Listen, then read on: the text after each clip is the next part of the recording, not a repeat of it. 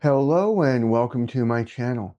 My name is Peter Abraham. I'm a second career registered nurse focused in the areas of advanced illnesses, specifically those that would qualify for either palliative care or hospice care. Those are two separate types of services. I'm also an avid writer, having published well over 500 healthcare articles dealing with chronic or terminal illnesses. I'm an avid book author and self-publisher, having published 21 books for hospice nurses, 24 for caregivers, 5 for holistic nurses, and 6 for end-of-life doulas. If you're new to this channel, welcome. Thank you for taking the time to visit. In this channel, we talk about issues related to death and dying and the journey leading up to that point. Shouldn't we know what that looks like? I have videos for my fellow hospice nurses, for my fellow holistic nurses, sometimes for book authors, sometimes for patients, families, or caregivers, and also for my fellow end-of-life doulas. If these are topics that interest you, please consider subscribing, hitting the bell notification below so that you get notified of new videos coming out.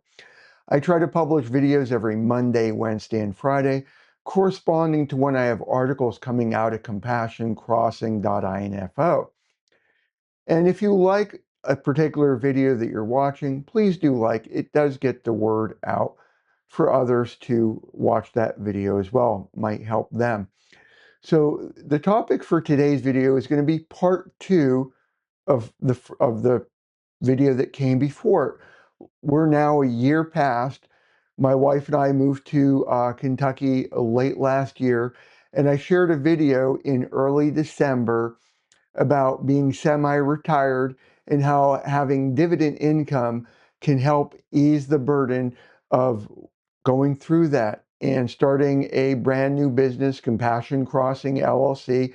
While compassioncrossing.info, it has existed for years with me publishing articles. In May of last year, I started an LLC, Compassion Crossing LLC, looking at providing RN concierge services, educational services, consulting services, end-of-life doula services to Madison County, Kentucky, in person, surrounding areas, in person, and remotely via telephone, Google Meet, various virtual methodologies. And I've been documenting my journey there. So this is a follow-up video for that. Before we get into the topic for today's video, I want to ask you, what are you grateful for? What are you grateful for?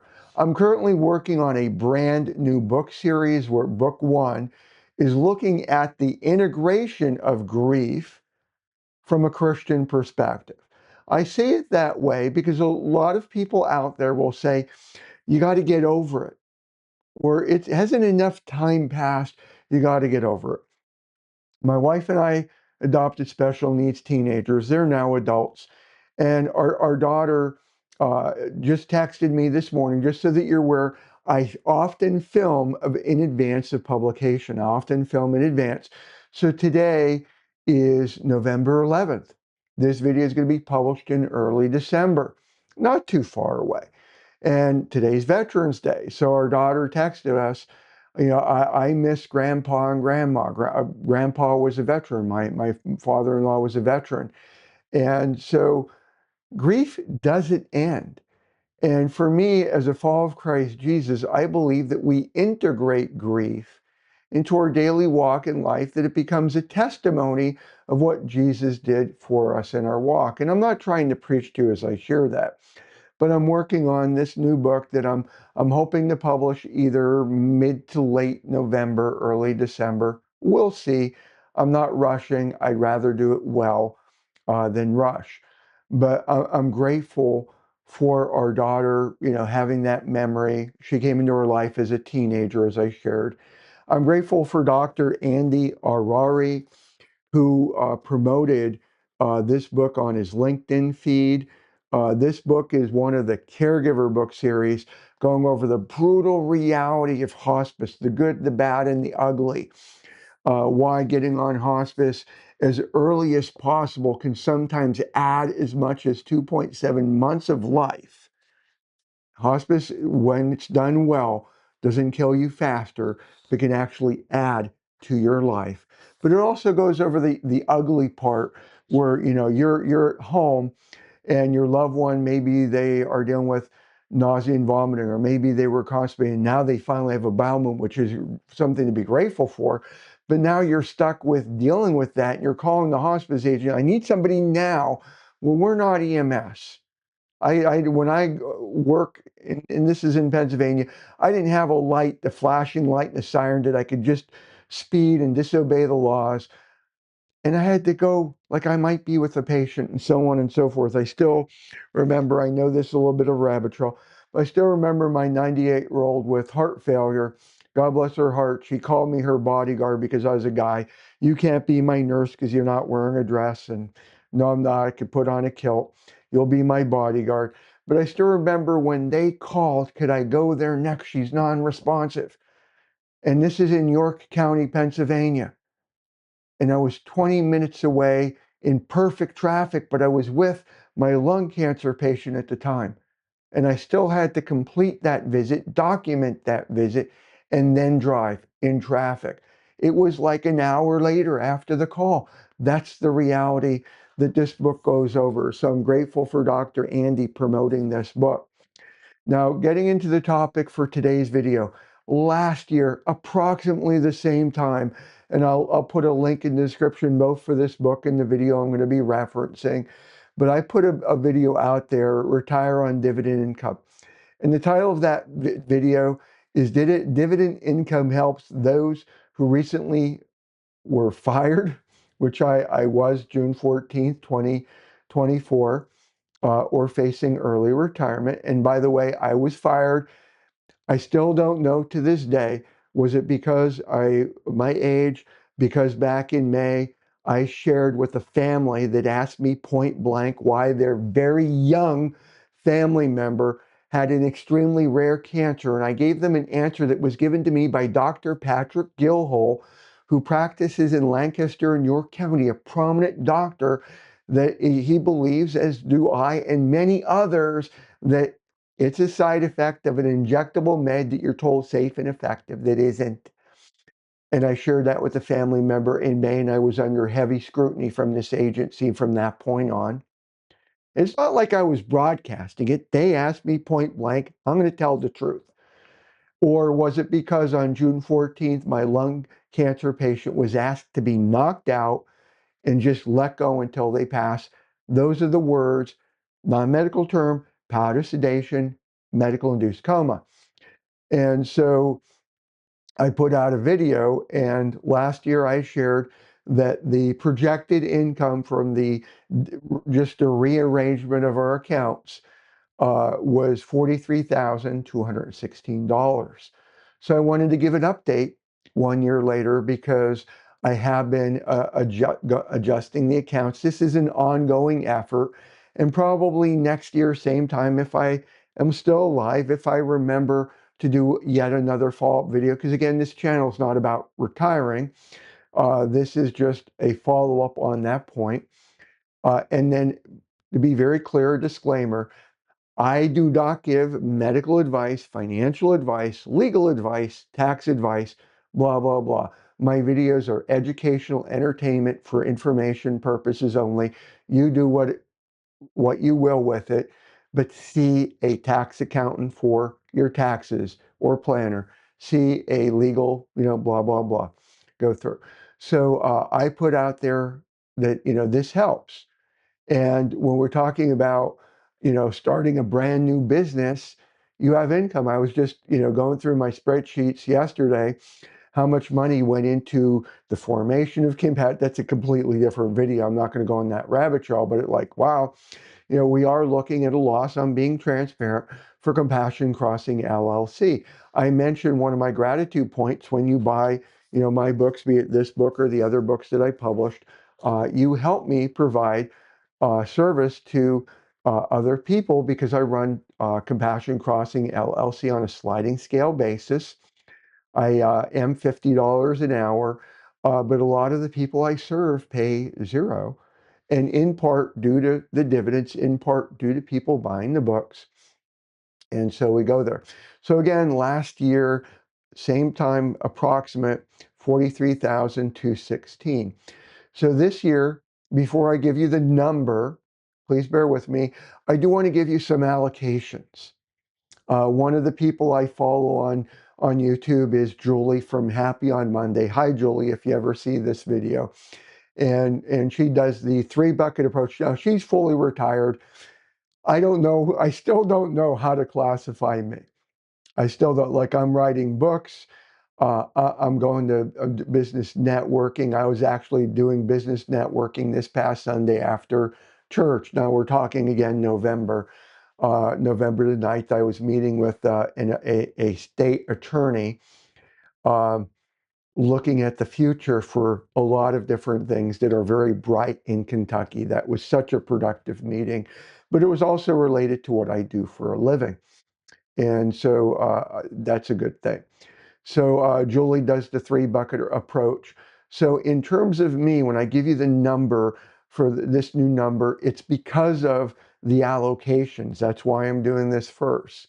So I have a number of income funds that I invest in. 𝐄𝐄𝐄𝐈, SPYI, IWMI. These are NEOS funds, and some others like IDVO, which we're going to go over early, which is going to be in a different category. But in US-based income funds, I'm investing, now I'm going to round, and I'm going to do appropriate rounding. So if it's under 0.5, I'm going to go down. If it's over 0.5, I'm going to go up. So 34% of our investments are in income funds. Now I'm working actually on lowering that because Julie, a lot of the others out there that are wiser than me, they like be poor on paper. That way you can get ACA and healthcare. I don't have healthcare because because of this, because of choices I made, good or bad. But I'm working on adjustments that maybe next time, again, if I'm alive, if I remember, I don't know the future. Um, this might be a lot lower percentage, but 34% for US income funds. I'm working on getting this next number higher. It's been one of my projects. It's been long term, but growth funds to deal with because when you deal with these income funds, you could have losses. You could have losses.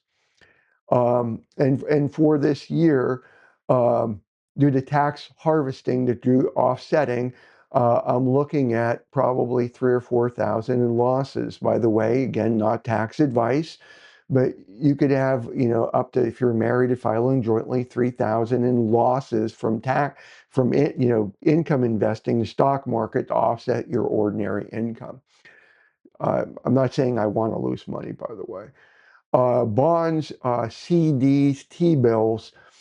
This is 19%, where most of that, I do have a bond and CD ladder. Most of it is Treasury notes and Treasury bills, but I do have 56% of that is in ultra short-term bond ETF, ICSH, ICSH.